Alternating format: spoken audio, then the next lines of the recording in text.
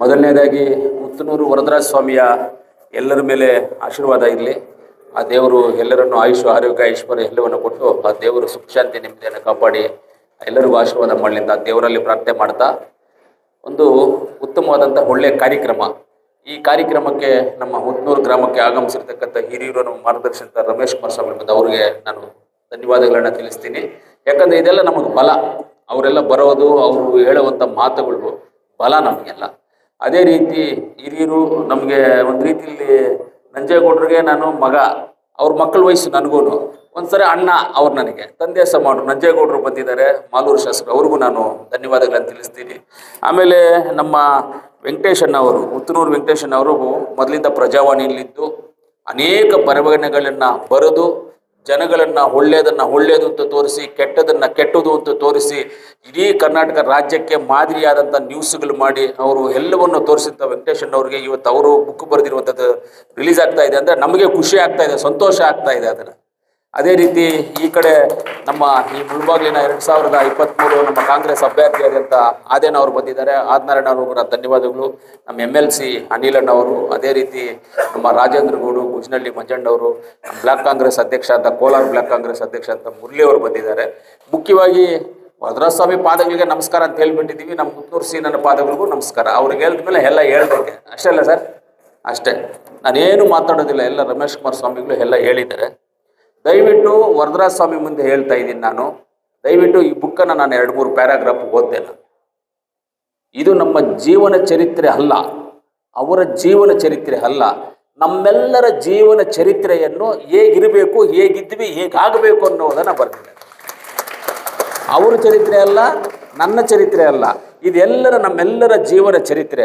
ಊರಲ್ಲಿ ಹಿರಿಯರು ಯಾರ್ಯಾರಿದ್ರು, ಮೂರ್ತಿ ಅವ್ರ ಬಗ್ಗೆ ಬರೆದಿದ್ದೀರಾ ಇದೆ ಇದರಲ್ಲಿ. VSNL ಮೂರ್ತಿ ಅವ್ರ ಬಗ್ಗೆ, ಅವ್ರ ಮಕ್ಕಳ ಬಗ್ಗೆ, ದೀಪಾವಳಿ ಹಬ್ಬಕ್ಕೆ ಪಟಾಕಿ ಹೊಡಿತಾ ಇದ್ದಿದ್ದು, ಊರಿನ ಜನ ನೋಡ್ತಾ ಇದ್ದಿದ್ದು, ಆಚಾರ್ಯರು ಎಲ್ಲೋದ್ರು, ಊರಲ್ಲಿರ್ತಕ್ಕಂಥ ಕುಂಬಾರರು ಎಲ್ಲೋದ್ರು, ಬೆಳಗ್ಗೆ ಎದ್ದ ತಕ್ಷಣ ಊರಲ್ಲಿ ಹಾಲು ಕರೆಯೋದು, ಗಾಣಿಗೆ ಸೌಂಡ್ ಬರ್ತಾ ಇದ್ದಿದ್ದು, ಭತ್ತ ಕುಟ್ಟೋದು, ರಾಗಿ ಇಸ್ರೋದು, ಇದೆಲ್ಲ ಅನೇಕ ಮಜ್ಜಿಗೆ ಸಿಕ್ಕೋದು ಎಲ್ಲವನ್ನು ಬರೆದಿದ್ದೀರಾ ಇದರಲ್ಲಿ. ಎಲ್ಲ ಇದೆ, ಅಲ್ಲೊಂದು ಓದೆ ಎಲ್ಲ ರೋಲು ಎಲ್ಲ ಎಲ್ಲೆಲ್ಲಿತ್ತು, ಎಲ್ಲಿ ಹೋಯಿತು ಎಲ್ಲವನ್ನು ಕೇಳಿದಾಗ ಫೈನಲ್ ಅಲ್ಲಿ ಇದೆಲ್ಲ ಓದಬೇಕಾದ ಟೈಮ್ ಲಾಸ್ಟ್ ಪೇರಾಗೆ ಓದೆ ನಾನು. ಲಾಸ್ಟ್ 2ನೇ ಪೇಜಲ್ಲಿ ಊರವ್ರ ಹತ್ರ ದೊಡ್ಡವ್ರ ಹತ್ರ ಮಾತಾಡಿದಾಗ ಆ ಕಾಲ ಎಲ್ಲಿ ಬರುತ್ತಪ್ಪ, ಆ ಕಾಲ ಎಲ್ಲಿ ಬರುತ್ತಪ್ಪ ಅಂತ 100% ನಿಜ. ಆ ಕಾಲ ಬರೋದಿಲ್ಲ. ಆ ಕಾಲವನ್ನು ಯಾರನ್ನು ಮುಂದೆ ಹಿಂದಿನ ಕಾಲ ನಡೀತಾ ಇತ್ತು, ಆ ಕಾಲವನ್ನು ಯಾರು ಅನುಸರಿಸಿಕೊಂಡು ಯಾರು ಅದನ್ನು ಫಾಲೋ ಮಾಡ್ತಾರೋ ಅವರು ಆರೋಗ್ಯವಂತರಾಗಿರ್ತಾರೆ, ಬುದ್ಧಿವಂತರಾಗಿರ್ತಾರೆ, ವಿದ್ಯಾವಂತರಾಗಿರ್ತಾರೆ, ಒಳ್ಳೆಯವಂತರಾಗಿರ್ತಾರೆ, ಜನಗಳ ಮೇಲೆ ಒಳ್ಳೆಯವರಾಗ್ತಾರೆ. ಈ ಕಾಲದಲ್ಲಿ ಏನಾಗಿದೆ ಅಂದರೆ ಯಾರ ಕಾಲನ್ನು ನಾವು ಎಳಿಬೇಕು, ಎಳೆದು ಬಿಡೋದಿಲ್ಲ, ಎಳೆದು ಕೆಳಗಡೆ ಬಿದ್ದರೂ ಎಲ್ಲಿ ತುಳಿಬೇಕು ಏನು ಅನ್ನೋದನ್ನು ಈ ಕಾಲದಲ್ಲಿ ಮೊಚ್ಚುಗಳು ಇವು.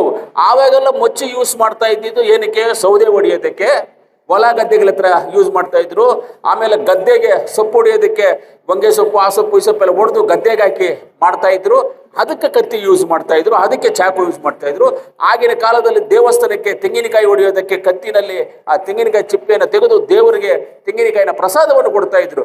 ಇವತ್ತು ಮನುಷ್ಯರನ್ನ ಆ ಕೆಲಸ ಮಾಡ್ತಾ ಇದ್ದಾರೆ. ಯಾಕಂದ್ರೆ ಯೂಸ್ ಮಾಡೋಕ್ಕೆ ಏನಕ್ಕೆ, ಇದು ಓದಕ್ಕೆ ಯೂಸ್ ಮಾಡುವಂಥದ್ದು, ಓದೋದಕ್ಕೆ ಯೂಸ್ ಮಾಡ್ತಾ ಇಲ್ಲ, ಬೆಂಕಿಗೆ ಯೂಸ್ ಮಾಡ್ತಾ ಇದ್ದಾರೆ. ಇದನ್ನು ಪೇಪರ್ ಇಟ್ಟರೆ ಸುಡುತ್ತೆ ಅಂತ ಬೆಂಕಿಗೆ ಯೂಸ್ ಮಾಡ್ತಾ ಇದ್ದಾರೆ. ಈ ರೀತಿಯಲ್ಲಿ ಆಗಬಾರ್ದು. ತುಂಬ ಚೆನ್ನಾಗಿ ಊರಿನ ಕಥೆಗಳು, ಯಾರ್ಯಾರು ಎಲ್ಲೆಲ್ಲಿ ಹೋದ್ರು, ಬುರ್ಕತೆಯವರು ಎಲ್ಲಿ ಹೋದ್ರು, ತಬಲಾ ಮಾಸ್ಟ್ರು, ಹಾರ್ಮೋನಿಯವರು ಊರುಗಳಲ್ಲಿ ಬರ್ತಾ ಇದ್ದವರು. ಇವಾಗ ನೋಡಿ ಸಂಕ್ರಾಂತಿ ಹಬ್ಬ ಬಂದರೆ ಗೆಂಗಿರಿದ್ದು ಆಟ ಆಡಿಸ್ತಾ ಇದ್ರು, ಕರೆಕ್ಟಾ? ಇವತ್ತು ಎಲ್ಲೋಯ್ತು ಆ ಗೆಂಗಿರಿದ್ದು ಆಟ? ಕರಡಿ ಹಿಡ್ಕೊಂಬರೋರು ಎಲ್ಲೋದ್ರು, ಕೋತಿ ಆಡ್ಸೋರು ಎಲ್ಲೋದ್ರು, ಆವುಗಳು ಆಡ್ಸೋರು ಇರ್ರಿ, ಅದೆಲ್ಲ ಅವ್ರು ವೃತ್ತಿ ರೀ ಅದು. ಇವಾಗ ಪೂಜಾರಿಗಳು ವೃತ್ತಿ ಮಾಡ್ತಾರೆ, ಅವ್ರನ್ನ ಬೇಡನಕ್ಕಾಗುತ್ತಾ ನಾವು? ಅವ್ರ ವೃತ್ತಿ ಅದು, ಅವ್ರು ಮಾಡ್ತಾರೆ, ಅವ್ರನ್ನ ಮಾಡೋದಕ್ಕೆ ಬಿಡಬೇಕು. ಎಷ್ಟೋ ಕಲೆಗಳು ನಮ್ಮ ದೇಶ, ನಮ್ಮ ಕರ್ನಾಟಕ ರಾಜ್ಯದಲ್ಲಿ 120-127 ಕಲೆಗಳಿದ್ದವು. ಇವತ್ತು ಉಳಿದಿರೋದು ಬರೀ 15-16 ಉಳಿದವೆ.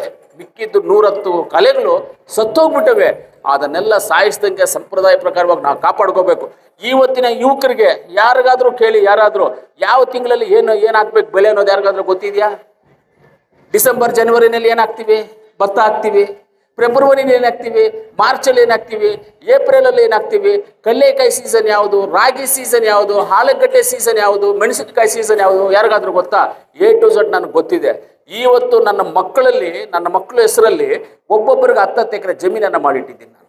ಯಾವುದೇ ಕಾಲದಲ್ಲಿ ಏನು ಇಲ್ಲದೆ ಇದ್ರು ಆ ಜಮೀನಿದ್ರೆ ಅದರಲ್ಲಿ ನಾವು ಅಕ್ಕಿನೋ ರಾಗಿನೋ ಬೆಳ್ಕೊಂಡು ಆಲೂಗಡ್ಡೆನೋ ಗೆಣಸೋ ಕಪ್ಪು ಏನೋ ಬೆಳ್ಕೊಂಡು ನಾವು ತಿಂದು ಜೀವನ ಮಾಡ್ಬೋದು, ನಮ್ಮ ಪ್ರಾಣವನ್ನು ಬದುಸ್ಕೋಬೋದು ಅನ್ನೋದಕ್ಕೆ ಒಬ್ಬೊಬ್ಬರ ಹೆಸರಲ್ಲಿ 10 ಎಕರೆ ಜಮೀನನ್ನು ಇಟ್ಟಿದ್ದೀನಿ ನಾನು. ಲೈಫಲ್ಲಿ ಏನು ಬೇಕೋ ಅದು ತೊಗೋಬೋದು. ಇವಾಗ ಬಂದ್ಬಿಟ್ಟು ನಮಗೆ 10 ವರ್ಷಕ್ಕೆ ಒಂದ್ಸಲಿ ಸಮುದ್ರ ಮಟ್ಟ 1 ಇಂಚು 1.5 ಇಂಚು ಹತ್ತಾ ಇದೆ ಮೇಲಕ್ಕೆ, ಸಮುದ್ರ ಮಟ್ಟ ಇನ್ಕ್ರೀಸ್ ಆಗ್ತಾ ಇದೆ. ಆದರೆ ಭೂಮಿ 1 ಅಡಿ ಎಲ್ಲಾದರೂ ದೊಡ್ಡದಾಗುತ್ತಾ ನಿಮಗೆ? 1 ಅಡಿ ದೊಡ್ಡದಾಗುತ್ತಾ? 1 ಇಂಚು ದೊಡ್ಡದಾಗುತ್ತಾ ಭೂಮಿ? ಆಗೋದಿಲ್ಲ, ದೊಡ್ಡದಾಗೋದಿಲ್ಲ. ಇವತ್ತು ನಮ್ಮ ಆಚಾರ ವಿಚಾರಗಳು, ನಮ್ಮ ಪದ್ಧತಿ, ನಮ್ಮ ಸಿದ್ಧಾಂತಗಳು ನಾವೇನದನ್ನ ನಡ್ಸ್ಕೊಂಡು ಹೋಗ್ತೀವೋ ಅದೇ ನಮ್ಮ ಮುಂದಕ್ಕೆ ಉಳಿಯೋದು. ಇವತ್ತು ನಾನು ಹೇಳಿದ್ನಲ್ಲ, ಇದೆಲ್ಲ ಈ ಬುಕ್ಕಲ್ಲಿದೆ, ಇದೆಲ್ಲ ಈ ಬುಕ್ಕಲ್ಲಿದೆ. ಒಂದೊಂದಕ್ಕೂ ಹೆಡ್ಲೈನ್ಸ್ ಇದೆ. ನಮ್ಮೂರಿನ ಕತೆ, ನಮ್ಮೂರಿನ ಕೆರೆ ತುಂಬಿದಾಗ ಜನ ಏನು ಆನಂದ ಪಡೋರು, ಕೆರೆ ಕೆಳಗಡೆ ಹೋಗ್ತಾ ಇರಲಿಲ್ಲ. ಇದನ್ನು ಬರ್ತಿದ್ದೀರಿ ನೀವು, ಕೆರೆ ಕಟ್ಟೆ ಹೊಡಿಬೋದು ಅಂತ. ಆದರೆ ಆವತ್ತಿನ ದೇವತೆಗಳು ನುಗ್ಗಲಮ್ಮನ ಸಂಕ್ಲಮ್ಮ, ಚೌಡೇಶ್ವರಿ ಇವರೆಲ್ಲ ದೇವರು ಕೆರೆನ ಕಾಯ್ತಾ ಇದ್ರು. ಹೋಗಿ ಊರಲ್ಲಿ ದೇವರು ಮೊರೆ ನಾವೆಲ್ಲರೂ ಹೋಗ್ತಾ ಇದೀವಿ ಅಂತ. ಇವತ್ತು ಯಾರಪ್ಪ ಹೋಗ್ತಾ ಇದ್ದಾರೆ? ಇವತ್ತು ಯಾರು ಹೋಗ್ತಾ ಇಲ್ಲ. ಇವತ್ತು ಎಲ್ಲೆಲ್ಲೋ ಇದ್ದಾರೆ. ಇವತ್ತು ಊರುಗಳಿಗೆ ಬಂದ್ಬಿಟ್ರೆ ಜನ ಕಾರಲ್ಲಿ ಸರ್ರಂತ ಊರಿಗೆ ಬರೋದು, ಪೂಜೆನ ನೋಡ್ಕೊಳ್ಳೋದು, ಸಾಯಂಕಾಲ ಹೊತ್ತಿಗೆ ಎಸ್ಕೇಪ್, ತಿರ್ಗಾ ಏನೋ ಓಡೋಗ್ಬಿಟ್ಟಿದೆ ಅಂತ ಎಲ್ಲ ಎಸ್ಕೇಪ್ ಆಗ್ಬಿಡ್ತಾರೆ. ಯಾವತ್ತು ಹುಟ್ಟಿದ ಸ್ಥಳ, ನೀವಿವತ್ತು ಪಾಸ್ಪೋರ್ಟ್ ಆಗಲಿ, ನಿಮ್ಮ TC ಆಗಲಿ, ಎಲ್ಲೇನಾಗಲಿ ಜನ್ಮಸ್ಥಳ ಅಂತಿರುತ್ತೆ. ಪಾಸ್ಪೋರ್ಟಲ್ಲಿ ಹೋಗಿ ಕೇಳಿದ್ರು ಹುಟ್ಟಿದ ಸ್ಥಳ ಅಂತ ಕೇಳ್ತಾರೆ. ಏನಕ್ಕೆ ಕೇಳ್ತಾರೆ? ಅದೆಲ್ಲ ಯಾಕೆ ಪರ್ಮನೆಂಟ್ ಆಗಿರಬೇಕು ನೋಡಿ. ಅದೆಲ್ಲ ಮರಿತಾ ಇದ್ದೀವಿ. ಅದೆಲ್ಲ ಮರಿಬಾರ್ದು ಅನ್ನೋಕ್ಕೋಸ್ಕರ ಇವತ್ತಿಂಥ ಬುಕ್ಕನ್ನು ಒಂದು ಬರೆದಿದ್ದೀರಾ. ನಿಮಗೆ ತುಂಬ ಧನ್ಯವಾದಗಳು. ಇಂಥ ವಿಷಯಗಳು ನಾವು ಮರಿಬಾರ್ದು. ದೇವರಾಣಿಗೆ ಈ ಬುಕ್ಕನ್ನೆಲ್ಲ ಓದಬೇಕು.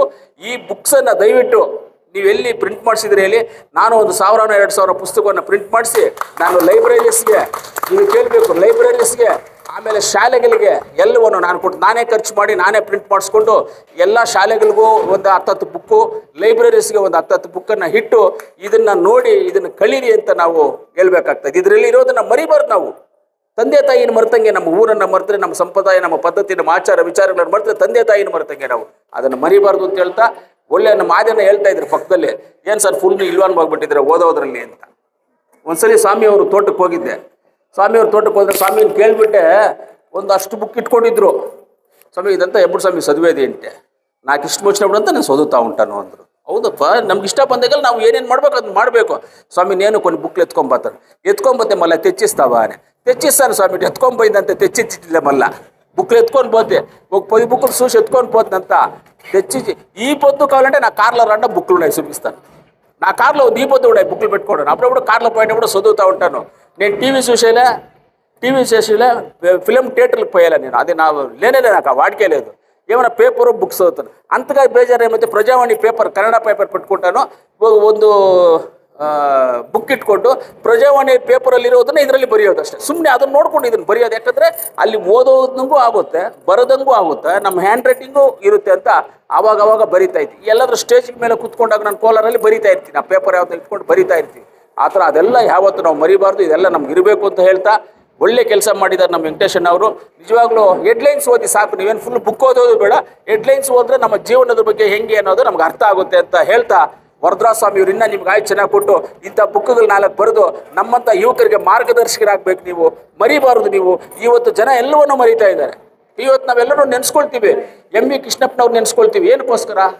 ಡೆನ್ಮಾರ್ಕಿಂದ ಹಸುಗಳು ತಂದರು, ಅದನ್ನು ಬರೆದಿದ್ದೀರಾ, ಇದರಲ್ಲಿ ಅದನ್ನು ಬರೆದಿದ್ದೀರಾ. ಇವತ್ತು ಚೆನ್ನೈನವ್ರು ನೆನೆಸ್ಕೊಳ್ತೀವಿ. ಏನಕ್ಕೆ ನೆನೆಸ್ಕೊಳ್ತೀವಿ? ಕೋಲಾರಕ್ಕೆ ಏಷ್ಯಾಗೆ ಫಸ್ಟ್ ಕರೆಂಟ್ ತಂದವ್ರೆ, ಅವ್ರು ನೆನೆಸ್ಕೊಳ್ತೀವಿ.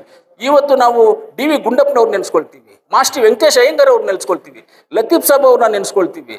ಇನ್ನು ಮುಂದಿನ ದಿನ ರಮೇಶ್ ಕುಮಾರ್ ಸ್ವಾಮಿಗಳು KC ವ್ಯಾಲ್ಯೂ ನೀರು ತಂದಿರೋದಕ್ಕೆ ನಾವು ಎಲ್ಲರೂ ಜೊತೆಗಿದ್ದು, ಅವ್ರ ಜೊತೆಗಿದ್ವಿ. KC ವ್ಯಾಲ್ಯೂ ನೀರು ತಂದು ಅವರು ಈ ರೀತಿಯಲ್ಲಿ ನಾವೆಲ್ಲ ನೆನಪುಗಳನ್ನು ಹುಸಿಯಾಗಿ ಮಾಡಬಾರದು. ನೆನಪುಗಳಾಗೆ ಉಳಿಬೇಕು. ಆ ನೆನಪುಗಳು ಹಾಕಿರುವಂಥ ದೊಡ್ಡವರನ್ನು ನಾವು ಯಾವತ್ತೂ ನೆನೆಸ್ಕೊಳ್ಬೇಕು. ಅದೆಲ್ಲ ಮಾರ್ಗದರ್ಶಕರಿದ್ರೇ, ಅದೆಲ್ಲ ನೆನಪುಗಳಿದ್ರೇ ಜೀವನ ಪರ್ಯಾಯವಾಗಿ ನಾವು ನಡ್ಕೊಂಡು ಹೋಗೋದಕ್ಕೆ ಇರುತ್ತೆ ಅಂತ ಹೇಳ್ತಾ, ನೀವೆಲ್ಲರ ಮಾತಾಡಲಿಕ್ಕೆ ಅವಕಾಶ ಮಾಡಿಕೊಟ್ಟ ವೇದಿಕೆ ಮೇಲೆ ಎಲ್ಲ ಹಿರಿಯರಿಗೂ, ಗಣ್ಯರಿಗೂ, ಎಲ್ಲರಿಗೂ, ಪತ್ರಕರ್ತರ, ಮಾಧ್ಯಮ ಮಿತ್ರ, ಸ್ನೇಹಿತರಿಗೂ ಆ ವರದರಾಜಸ್ವಾಮಿ ಇನ್ನೂ ಒಂದ್ಸಲಿ ಅವ್ರ ಆಶೀರ್ವಾದ ಮಾಡಲಿ ಅಂತೇಳಿ ಆ ದೇವರಲ್ಲಿ ಪ್ರಾರ್ಥನೆ ಮಾಡ್ತಾ, ಉತ್ನೂರು ಸಿನ ಆವಾಗಿಂಥ ಕಾರ್ಯಕ್ರಮಗಳು ಮಾಡ್ತಾನೆ ಇರಬೇಕು. ತಿಂಗಳಿಗೆ 2 ಕಾರ್ಯಕ್ರಮ ಮಾಡಬೇಕು. ವರದರಾಜಸ್ವಾಮಿ ನಿಮ್ಗೆ ಆಶೀರ್ವಾದ ಮಾಡಬೇಕು. ಇದೆಲ್ಲ ನಡೀತಾನೆ ಇರಬೇಕು. ಜನಗಳು ಯಾವುದನ್ನು ಮರಿಬಾರ್ದು, ಎಲ್ಲ ಜ್ಞಾಪಕಾರ್ಥವಾಗಿ ಇರಬೇಕು ಅಂತ ನಿಮ್ಮಲ್ಲಿ ಆ ದೇವರಲ್ಲಿ ಬೇಡ್ಕೊಳ್ತಾ ನನ್ನ ಮಾತನ್ನು ಮುಗಿಸ್ತೀನಿ.